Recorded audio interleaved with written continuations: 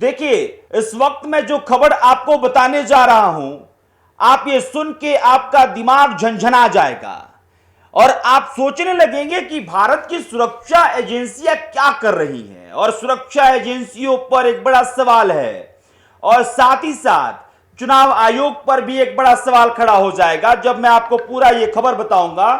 बिहार के सीतामढ़ी की ये खबर है और सीतामढ़ी से जो तस्वीर निकल के सामने आ रही है, जो खबर निकल के सामने आ रही है, वो वाकई हैरान कर देने वाली है कि आखिरकार इतना बड़ा कांड हो रहा था और किसी को पता ही नहीं चला। किसी को पता ही नहीं चला कि भाई कोई महिला किसी और देश से भारत में पहुंच गई और भारत में पहुंच के तमाम कांड कर रही है जो कि अवैध है, इलीगल है, असंवैधानिक है, और वो करते जा रही है और कोई पकड़ नहीं पा रहा है। लेकिन अब इस मामले का खुलासा हो गया है।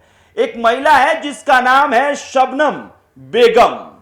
शबनम बेगम नेपाल के सरलाही जिले की रहने वाली हैं और मोहतरमा आती हैं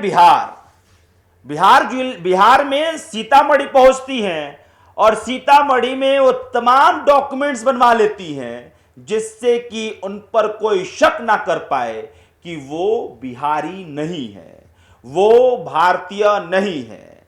अब इस बात को समझिएगा कि आखिरकार मोहतरमा जो है वो कितना चालाक है।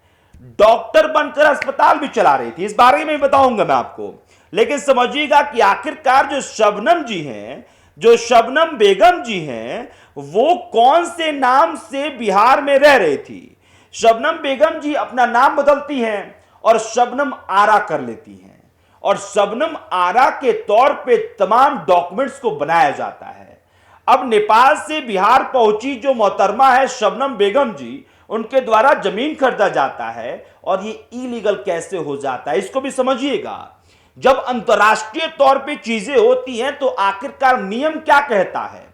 नियम के हिसाब से शबनम बेगम अगर खरीदना चाहती हैं भारत में जमीन तो फिर नियम क्या कहता है वो भी मैं आपको समझाऊंगा। लेकिन उससे पहले आप ये समझ लीजिए कि शबनम बेगम नेपाल की रहने वाली बिहार के सीतामढ़ी पहुंचती हैं और शबनम आरा के नाम से तमाम चीजें करती हैं। और इसके बाद समझिएगा कि ये जो पूरा फर्जीवाड़ा है, इस फर्जीवाड़े में जो साथी इनके हैं वो डॉक्टर महतो हैं।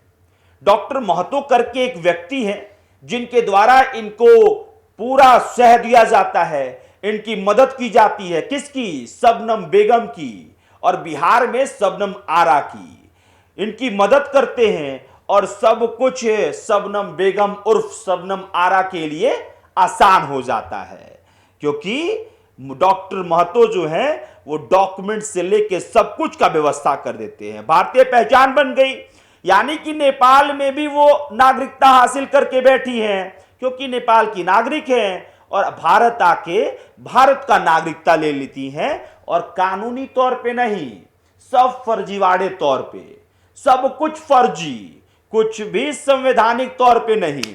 अब इस बात को समझिएगा कि शबनम ने आधार कार्ड, पैन कार्ड, मतदाता पहचान पत्र, यानी कि अभी जो चल रहा है वोटर आईडी बनाने का प्रक्रिया, वही वाला वोटर आईडी भी इनके पास था। और सीतामढ़ी के विधानसभा क्षेत्र बूथ संख्या 175 की मतदाता थी मोहतरमा, अभी भी हैं, अभी भी वो ठोस करवाई जिससे कि समझ में आए कि क्या कुछ हो रहा है। अभी कुछ ऐसा समझ सामने नहीं निकल के आया, वो भी मैं आपको बताऊंगा जैसे वो अपडेट आएगा। लेकिन ये वोटर आईडी बन गया, सब कुछ बन गया और उसके बाद से इनका जो बताया जा रहा है कि अस्पताल है उसमें बोर्ड पर BMS, समझ रहे हैं ना सर, BMS करके बोर्ड लगा है और उसमें स्त्री रोग विशेषज्ञ लिखा हुआ है।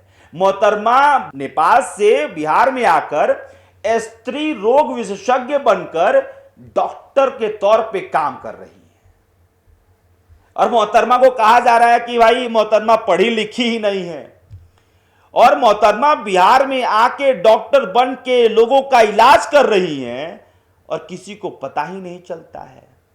अरे भाई चलिए नाकामियों का सिलसिला शुरू कीजिए। पहले तो भारतीय सुरक्षा एजेंसी, दूसरा वोटर आईडी बन जाता है, तमाम आईडी बन जाते हैं, और तीसरा भाई उन जिला में बैठे जो अधिकारी हैं, स्वास्थ्य अधिकारी, उनके द्वारा भाई जांच ही नहीं किया जाता है, समय समय पे स्क्रूटनी नहीं किया जाता है कि कौन सा इंसान क्या खोल रहा है, कौन सा अस्पताल खोल रहा है, कौन विशेषज्ञ बन के बैठा है, इसके बारे में जांच पड़ताल थोड़े ना करना है। अरे एसी रूम, फिर मैं एसी रूम का जिक्र कर रहा हूं, जिसमें बैठ के आराम से कुर्सी तोड़िए और फिर गाड़ी निकालिए बाहर, हनहना के निकल जाइए, यही चलता रहेगा।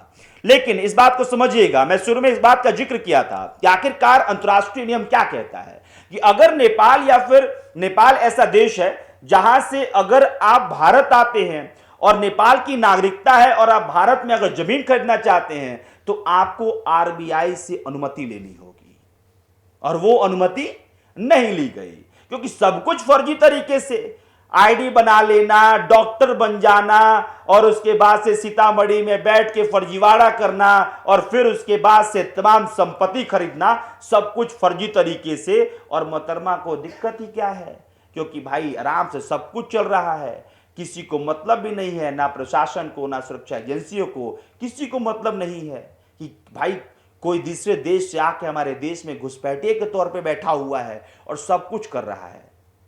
कमाल है। लेकिन ये खुलासा जो हुआ है वो काफी चौंका देने वाला है, और नागरिकता कानून की धज्जियां तो उड़ी गई।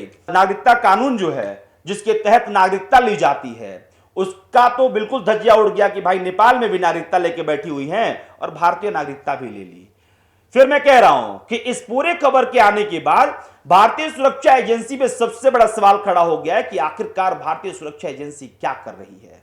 बहरहाल आगे जो कुछ भी तस्वीर निकल के सामने आएगा वो हम आप तक पहुंचाएंगे।